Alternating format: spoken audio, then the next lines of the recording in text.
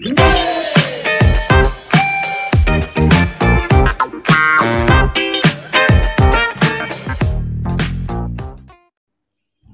Guys, welcome once again to our YouTube channel एमोस्कार and Sinha tutorials. कैसे हो आप लोग? आई होप सो फाइन होगे, वेल होगे घर पे। ओके, तो guys it's me JP Sinha and today what we are going to study, we are going to continue with the second part of sources of energy.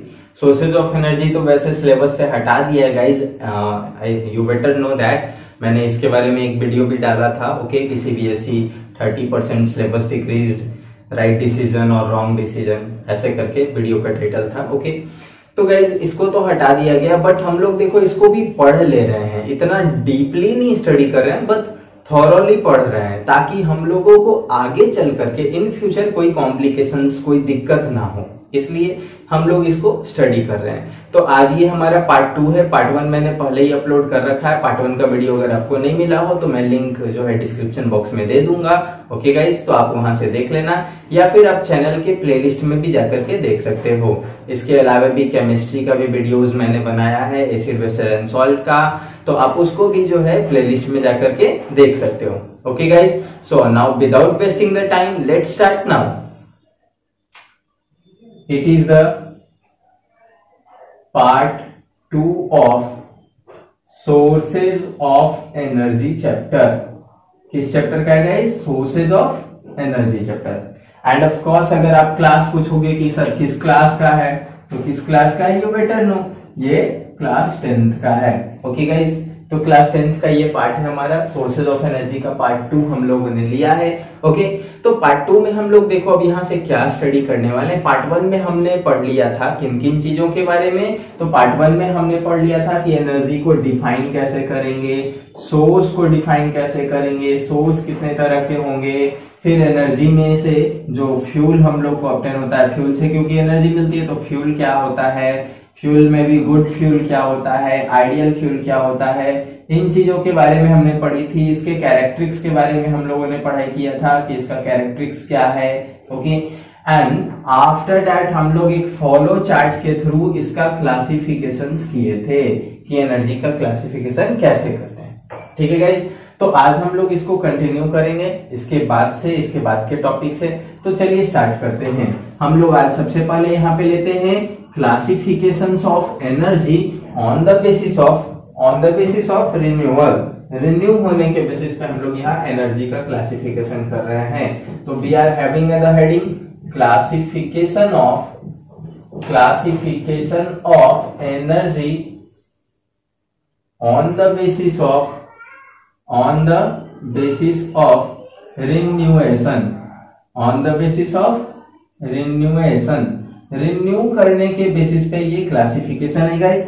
तो इस classification में हम लोग इस एनर्जी को 2 पार्ट में बांटते हैं। कितने पार्ट में बांटते हैं? 2 पार्ट में। There are 2 kinds of energy on this basis. इस बेसिस पे कितने तरह की एनर्जी है? 2 तरह के। और वो कौन कौन है गाइस? तो एक है रिन्यूएबल एनर्जी, ओके गाइस, और दूसरा क्या है? Non renewable energy. तो पहले हम लोग रिन्यूएबल एनर्जी को पढ़ लेते हैं और फिर हम लोग सेकेंड वाला पढ़ेंगे जिसका नाम है नॉन रिन्यूएबल एनर्जी। तो दोनों को हम लोग क्या करते हैं, एक डिफरेंस वाइज लेकर के पढ़ लेते हैं। इससे आपका देखिए फायदा क्या होगा कि एक तो आप इसके डेफिनेशंस भी समझ जाओगे, और दूसरा अगर आपको कभी इस दोनों के बीच डिफरेंसेस लिखने के लिए कहा जाए तो आप डिफरेंसेस भी लिख लोगे। ओके गाइस, तो हम लोग इसको कंटिन्यू करते हैं। तो रिन्यूएबल एनर्जी को अगर डिफाइन करने के लिए कहा जाए आपको, तो you can define it as in the way the energy sources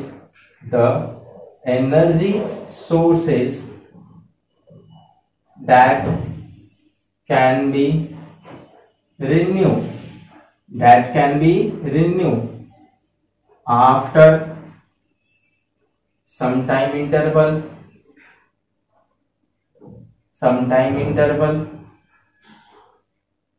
then it is called, direct लिख सकते हो, इज कॉल्ड रिन्यूएबल एनर्जी।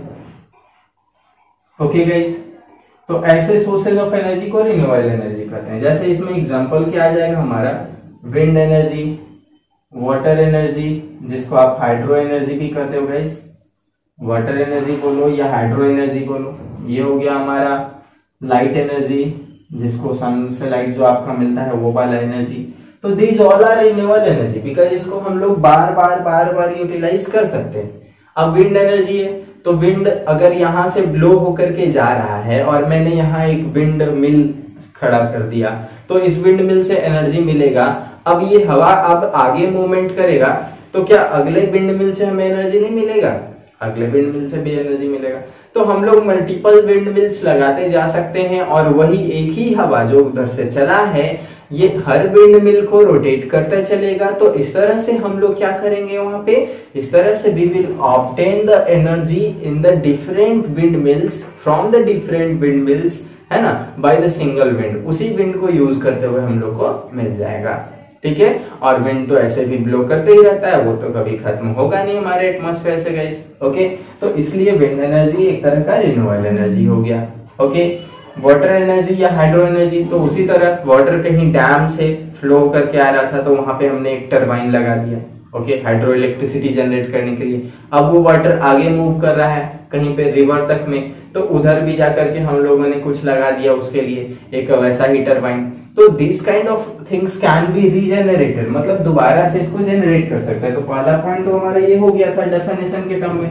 दूसरा पॉइंट हम लोग यहाँ पे क्या लिख सकते हैं, it can B regenerate, it can B regenerate. एक तरह से ये बात वही हुआ गाइस, लेकिन आप पॉइंट्स बढ़ाने के लिए ऐसे लिख सकते हो, क्योंकि जब आप डिफरेंसेस लिख रहे होते हैं तो आपको एटलीस्ट 3-4 पॉइंट्स लिखना होता है। तो ये हो गया। अब दूसरा फिर इसके बाद का क्या पॉइंट आप दे सकते हो, it is also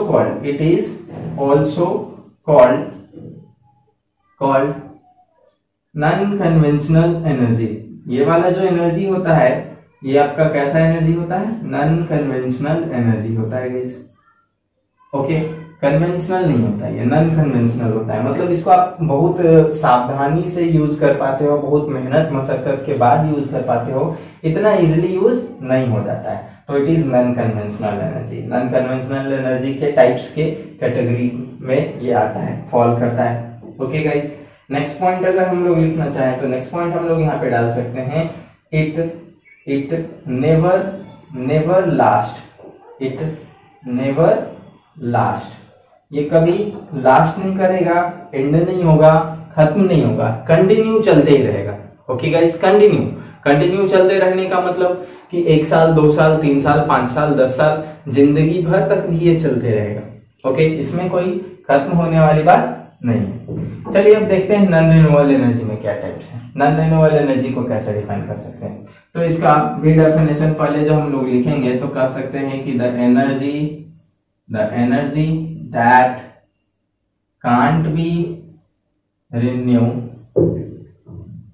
renew after some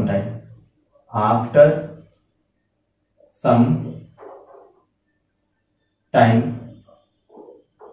interval, कुछ समय इंटरवल के बाद अगर हम लोग इसको रिन्यू नहीं कर सकते हैं तब इसको क्या कहा जाएगा, is called non renewable energy. क्या कह दिया जाएगा गाइस, नॉन रिन्यूएबल एनर्जी, ये कह दिया जाएगा। अब जैसे इसके एग्जांपल्स को अगर हम लोग देखना चाहें कि इसके एग्जांपल्स क्या क्या हैं, तो you can see the example of this as a coal, petroleum, etc. तो कोल पेट्रोलियम के फॉर्म में इसका आपको सोर्सेज मिल जाएगा। तो बताइए क्या आप कोल को रिन्यू कर सकते हैं? आप कहोगे हाँ कर सकते हैं सर, होता तो है कोल रिन्यू, तभी तो हमारे अर्थ के अंदर है। But that takes a millions of year guys, वो एक थोड़े समय में नहीं होता है। तो जिस रेट से आप कोल को यूटिलाइज कर रहे हो उस रेट से आप उसको दोबारा जनरेट नहीं कर सकते, ओके।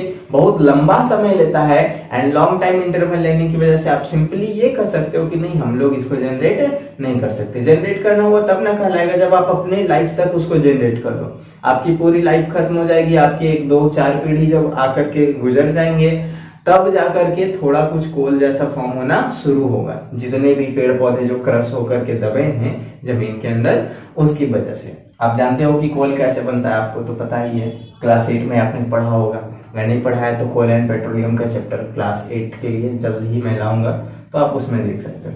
ओके गाइस, तो इस तरह से coal and petroleum are the non renewable energy. अगर सेकेंड पॉइंट इसमें लिखना चाहे तो क्या हो जाएगा, इसमें था इट कैन बी रीजेनरेट, इसमें क्या हो जाएगा, it can't be regenerate, it can't be regenerate. आप चाहो तो यहाँ पे एक वर्ड ये लगा सकते हो गाइस कि some can be but in a very long time, कुछ कुछ को कर भी सकते हैं रिन्यू, लेकिन बहुत लंबे समय में कर सकते हैं, बहुत long, very long time. Okay, otherwise ये नहीं होगा। नेक्स्ट पॉइंट लिखना चाहे तो क्या लिख सकते हैं गाइस, जैसे it is also called non conventional energy था, it is also called conventional energy, it is also called conventional energy, conventional energy ये कहलाता है। ठीक है गाइस, अगला पॉइंट अगर देखें जैसे इट नेवर लास्ट, तो ये था, इसमें क्या हो जाएगा, it last after some time, it will be last in some years, कुछ साल में ये जो है खत्म हो जाएगा, एंड हो जाएगा। जैसे कोल पेट्रोलियम आप जानते हो कि जितना ज्यादा यूटिलाइज हो रहा है उस वे में वो उसका धीरे धीरे धीरे धीरे चल करके एक टाइम में एंड होना डेफिनेट है, एंड होगा ही होगा, उसको कोई रोक नहीं सकता है। ओके गाइज, क्योंकि उतने स्पीड से वो फॉर्म नहीं हो रहा है जितने स्पीड से हम लोग उसको यूटिलाइज कर रहे हैं, जितने स्पीड से हम लोग उसको यूज कर रहे हैं उतने स्पीड से वो फॉर्म हो नहीं पा रहा है। तो that's why that will be last. Okay, तो लास्ट हो जाएगा, वो खत्म हो जाएगा, बट ये वाला पार्ट कभी खत्म नहीं होगा। सो इस तरह से हमने रिन्यूएबल एनर्जी और नॉन रिन्यूएबल एनर्जी में क्लासिफिकेशंस किया। अब हम लोग आगे मूव करते हैं और आगे मूव करके conventional non conventional source of energy को स्टडी करते हैं कि conventional non conventional source of energy क्या है, कन्वेंशनल में कौन कौन से टाइप हैं एंड नॉन कन्वेंशनल में कौन कौन से टाइप हैं। सो मैं इसको इरेज करता हूं भाई, you can take a screenshot if you want.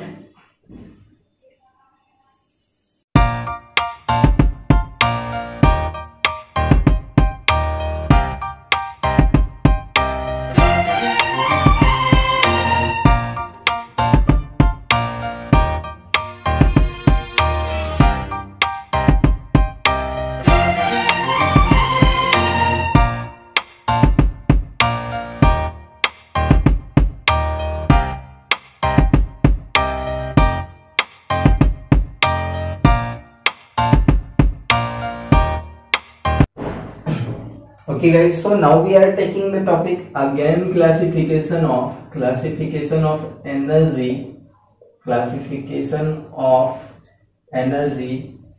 but this time we are taking it on the basis of its convenience of use, convenience of use के convenience के basis पे। Okay guys, तो use के convenience के basis पे जब classify हो रहा है तो again it will be classified into two types, it will be classified into two types. How many types? Two types. And what will be these two types? वो दो टाइप्स कौन कौन से होंगे? तो ये दो टाइप्स होंगे हमारा, पहला conventional source of energy, conventional source of energy, and दूसरा non conventional source of energy. ये दो टाइप्स बनेगा। तो कन्वेंशनल किसको कहेंगे भाई? तो जो हमारे लिए कन्वीनियंट हो, यूज करने में आसान हो, जिसको हम लोग पूर्वजों के टाइम से यूज करते आ रहे हैं, that will be called conventional energy. तो we can say the source of energy that very easy bracket में आप लिख सकते हो convenient to use, and we are using it from a very long time, then it is called conventional source of energy,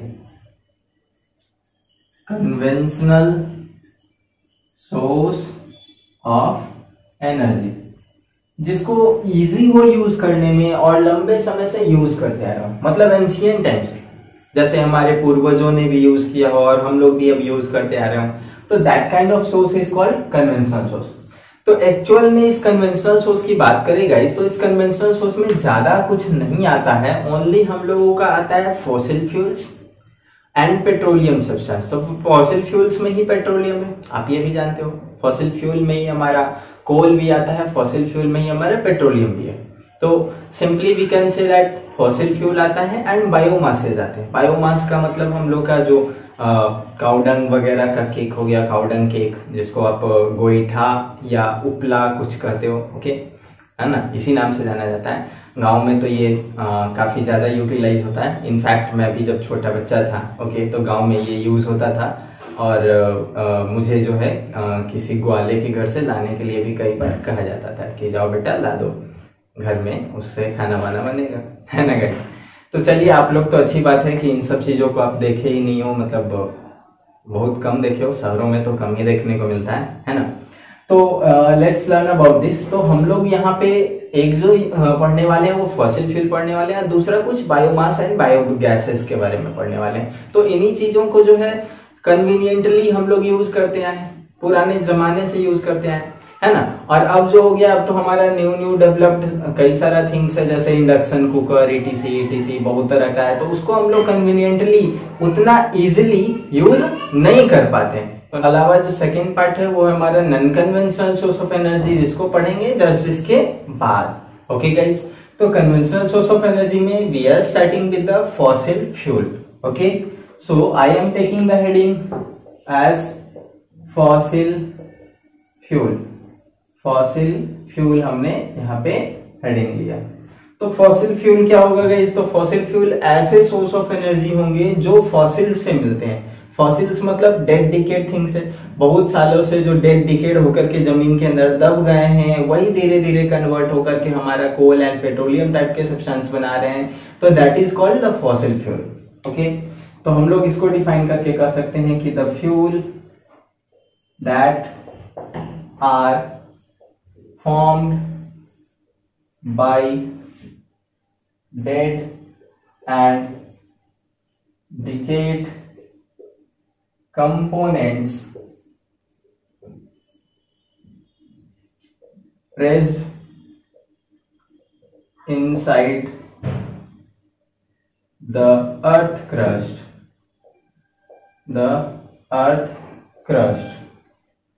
for a very long time, जो काफी लंबे समय से, है ना, प्रेस हो जाने के अंदर, अर्थ के अंदर दब जाने की वजह से जो जेनरेट हुआ है फ्यूल्स, उसी फ्यूल को क्या कहेंगे हम लोग? Fossil fuel. It can be coal and petroleum. ये क्या क्या हो सकता है गाइस? कोल हो सकता है, पेट्रोलियम हो सकता है। And we know that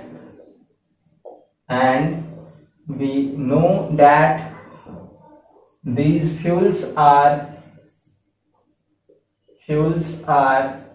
used from a very long time, काफी लंबे समय से हम लोग इसको यूज भी कर रहे हैं। That's why it will be called conventional source of energy, इसलिए इसको हम लोग conventional source of energy करेंगे। तो फॉसिल फ्यूल में आने वाले टर्म्स कौन कौन से हैं? एक है कोल और एक है पेट्रोलियम। बट गाइस ये सिर्फ कोल एंड पेट्रोलियम तक ही सीमित नहीं रहता है, ये इसके भी कई सारे वेराइटीज हैं। जैसे अगर मैं कोल की बात करूं तो कोल की वेराइटीज जो है वो 4 तरह के होते हैं। कितने तरह के होते हैं गाइस? 4 तरह के वेराइटीज होते हैं। इसका जो पहला वेराइटी वो काफी फाइन लेवल का होता है और इसको कहा जाता है एंथ्रासाइट। क्या कहा जाता है गाइस? एंथ्रासाइट कोल। इसका जो सेकंड होता है वो इससे थोड़ा लो लेवल का होता है, इसको कहा जाता है बिटुमिनस कोल। क्या कहा जाता है? बिटुमिनस कोल। और इसका जो थर्ड टाइप होता है गाइस, इसको कहा जाता है लिग्नाइट। और फोर्थ जो होता है गाइस वो कहा जाता है पीट, ओके। तो anthracite, bituminous, lignite and peat, these are the 4 types of coals. Coals के ये 4 टाइप्स हैं गाइस, ओके। और ये चारों के चारों जो हम लोग यहाँ पे देख रहे हैं, ये चारों के चारों जो हैं मतलब क्वालिटी के बेसिस पे हैं। जैसे एंथ्रासाइट की मैं बात करूं तो इसमें कोल का अमाउंट में कार्बन काफी ज्यादा होता है, एंड बिकॉज कार्बन अगर ज्यादा होगा तो ये एक अच्छा फ्यूल माना जाएगा, क्योंकि कार्बन से उतना पॉल्यूशन नहीं मिलता है। अगर कार्बन बर्न होगा तो CO2 जनरेट करेगा, तो CO2 is not so much polluting gas instead of SO2, PO4 and so on. Sulphur जो हो गया, फास्फोरस हो गया, उसके ऑक्साइड्स वाले जो गैसेज हैं गाइस वो ज्यादा हार्मफुल है इन कंपेयर टू CO2। तो एंथ्रासाइट अच्छा कोल माना जाएगा। उसके बाद बिटुमिनस, उससे कम लिग्नाइट और उससे भी कम पीट। तो इस तरह से आप इसको ट्रिकली भी याद रख सकते हो कि ये अल्फाबेटिकल ऑर्डर में होता है हमेशा, अल्फाबेटिकल ऑर्डर में। देखो अल्फाबेटिकली ABLP ऐसे अल्फाबेट्स ऐसे ही ना होकर के चलते हैं, ABCDEFGHLP लाइक दैट, तो उस तरह के फॉर्म में चला है। अब अगर मैं पेट्रोलियम की बात करूं तो पेट्रोलियम से आप जानते हो कि कई सारा प्रोडक्ट्स मिलता ही है। ओके, तो पेट्रोलियम के भी कई सारे वेराइटीज है। जैसे पेट्रोलियम में आपका पेट्रोल ही एक हो गया, फिर आप जो डीजल यूज करते हो ये हो गया, ओके सॉरी स्पेलिंग, डीजल हो गया, फिर केरोसिन हो गया, ओके गाइस, फिर आगे चल करके आपका गैसोलीन हो गया, गैसोलीन हो गया, LPG हो गया, लिक्विडिफाइड पेट्रोलियम गैस, ओके, फिर आपका कुछ पेट्रोलियम जेली टाइप का सब्सटेंस हो गया। पेट्रोलियम जेली टाइप के सब्सटेंस में आपका क्या क्या आ जाएगा, तो आपका आ जाएगा जैसे जो आप साइकिल के चेन उनमें लगाते हो जिसको कहते हो आप ग्रीस, तो ग्रीस वगैरह हो गया etc। तो these are the petroleum products.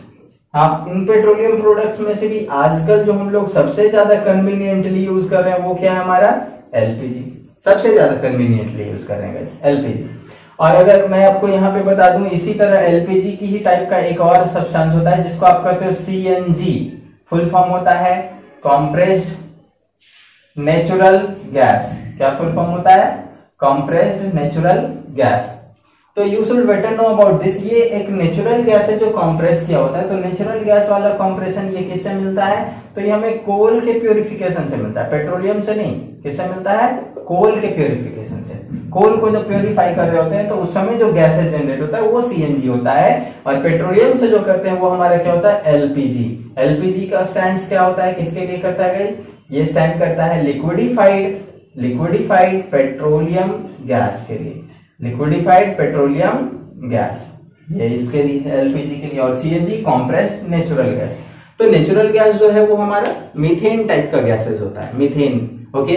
और LPG ब्यूटेन टाइप का गैस होता है। LPG के बारे में एक मैं यहाँ पे इंपॉर्टेंट फैक्ट आपको बता देता हूँ गाइस कि LPG जो होते हैं, ओके, वो LPG एक्चुअली इसका मेन मेंबर तो ब्यूटेन होता है ना, और प्लस थोड़ा कुछ मीथेन भी रहता है लाइक CNG टाइप भी।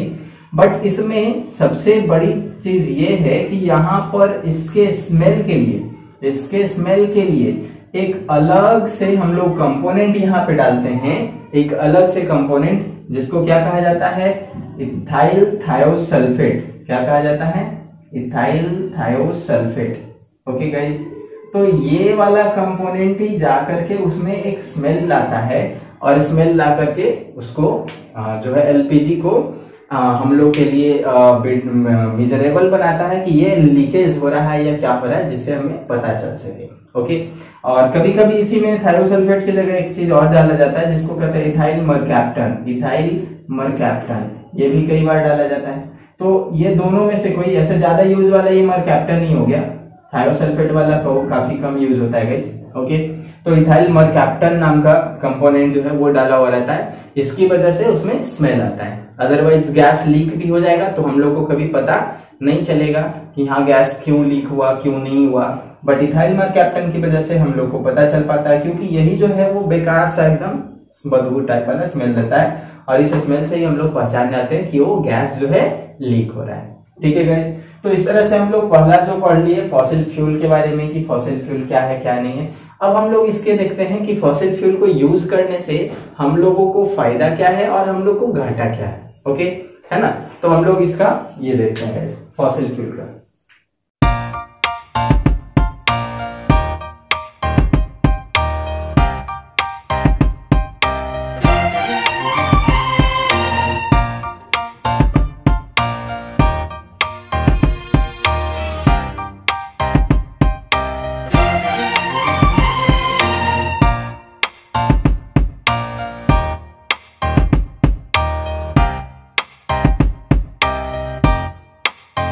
तो गाइस यहाँ पे हम लोग 2 पॉइंट्स पढ़ रहे हैं, एक तो advantage of using fossil fuel, fossil fuel को यूज करने का एडवांटेज, और एक क्या पढ़ने वाले हैं, डिसएडवांटेज, है ना। तो एक डिसएडवांटेज पढ़ने वाले हैं कि इसकी वजह से खराबी क्या है, disadvantage of using fossil fuel. Okay guys, fossil fuels का एक डिसएडवांटेज और एक एडवांटेज, ये दोनों को हम लोग स्टडी करने वाले हैं। तो पहले तो एडवांटेज क्या है, तो एडवांटेज ये सब है कि नेचुरल है, ये सारा कंपोनेंट्स आर्टिफिशियल नहीं है। दूसरा इजिली अवेलेबल है गाइस, इजिली अवेलेबल हमारे इन्वायरमेंट में, जिसको आप कह सकते हो कन्वीनियंट होना, है ना, तो कन्वीनियंट है। तीसरा गाइस इजिली यूजेबल भी है, हम लोग इसको इजिली यूज भी कर सकते हैं, है ना, क्योंकि इग्निशन टेम्परेचर वगैरह भी ये जो है वो थोड़ा हाई लेता है, तो इतना ज्यादा फ्लेमेबल नहीं है। इग्निशन टेम्परेचर जो है मीडियम लेवल का लेता है, कह सकते हैं आप लोग इसको बर्न करने के लिए कोल वगैरह को। फिर अगला पॉइंट आप क्या दे सकते हैं कि इजिली ट्रांसपोर्ट हो जाता है, ट्रांसपोर्ट भी इजिली हो जाता है, ये लाने ले जाने में कोई खास लीकेज वूकेज का कभी डर नहीं है, इजिली ट्रांसपोर्ट हो जाता है। इजिली स्टोर हो जाता है, कहीं भी बोड़ा वगैरह में किसी चीज में भर के रख दो तो इजिली स्टोरेज हो जाता है। तो इन वजहों से इसको हम लोग एडवांटेज मान सकते हैं यूज करने का, ठीक है। बट डिसएडवांटेज क्या क्या हो जाएगा, तो डिसएडवांटेज क्या हो जाएगा, पहला डिसएडवांटेज जो सबसे मेन है वो है लिमिटेड स्टॉक। इसका स्टॉक जो है हमारे पास वो काफी लिमिटेड है, अर्थ के अंदर जो स्टॉक है जिसको आप यूटिलाइज कर रहे हो बार बार निकाल के, तो वो स्टॉक काफी लिमिटेड है। ओके, सेकेंड क्या डिसएडवांटेज की ये नॉन रिन्यूएबल टाइप का सोर्स ऑफ एनर्जी है, ये रिन्यू नहीं हो सकता है, तो ये जो लिमिटेड स्टॉक है वो वंस अगर खत्म हो गया तो गया। थर्ड आप क्या कर सकते हो, थर्ड ये कह सकते हो कि it is very heavy to carry वैरी करके लाने ले जाने में थोड़ा हैवी है, जैसे कोल वगैरह हो गए, बड़ा बड़ा ट्रक ईटीसी यूज करना पड़ता है उसको लाने के लिए, ठीक है। नेक्स्ट क्या कर सकते हो, it is giving a high pollution, काफी ज्यादा पॉल्यूशन भी रहता है गाइस, धुआं भी रहता है। आप देखे होंगे कि कोल वगैरह जब जलाया जाता है गांव में या शादी उदी के समय भी जब खाना बनाने के लिए, हालांकि आजकल तो खाना बनाने के लिए भी लोग सीएनजी टाइप वाले ही सिलेंडर्स का यूज करते हैं या एलपीजी का यूज करते हैं, ठीक है, शादियों में भी। बट पहले के टाइम में ये कोल वगैरह जला करके खाना बनाया जाता था। या अभी भी आप देखोगे तो कुछ कुछ होटल्स वगैरह में, जो ढाबा टाइप के होटल्स हैं, उनमें कोल का यूज होता है वहां पे उसको। तो कोल को जब वो जलाने लगते हैं, जब वो उसको फर्स्ट टाइम में उसको जब बर्न करना शुरू करते हैं, तो उस समय ये काफी ज्यादा पॉल्यूशन देता है। तो these are the disadvantage of the using the fossil fuel. Fossil fuel का यूज करने का ये डिसएडवांटेज हो गया, ठीक है गाइस। तो एक तो फॉसिल फ्यूल हम लोग स्टडी कर लिया। फॉसिल फ्यूल के बाद जो हमारा नेक्स्ट टाइप आने वाला है वो क्या है हमारा, तो नेक्स्ट टाइप हम लोग बायोमास और बायोगैस के बारे में पढ़ेंगे, ठीक है। तो आज के वीडियो में हम लोग बस इतना ही रहने देते हैं, फिर मिलेंगे नेक्स्ट वीडियो में। तो नेक्स्ट वीडियो में हमारा कन्वेंशनल सोर्स ऑफ एनर्जी पूरा एंड हो जाएगा, और एंड हो करके non conventional source of energy पे चले जाएंगे। फिर I think non conventional source of energy में भी एक दिन, मतलब ये 4 पार्ट में वीडियो एंड हो जाएगा, काफी है। ये दूसरा पार्ट है, 3 और 4 पार्ट हम लोग स्टडी करेंगे मेनली गाइस, ओके। तो that's all for this today, okay guys. Video अच्छा लगा हो तो लाइक, सब्सक्राइब एंड शेयर जरूर करें। फिर मिलते हैं हम लोग नेक्स्ट वीडियो में, तब तक के लिए बाय बाय। पढ़ते रहें, सुरक्षित रहें।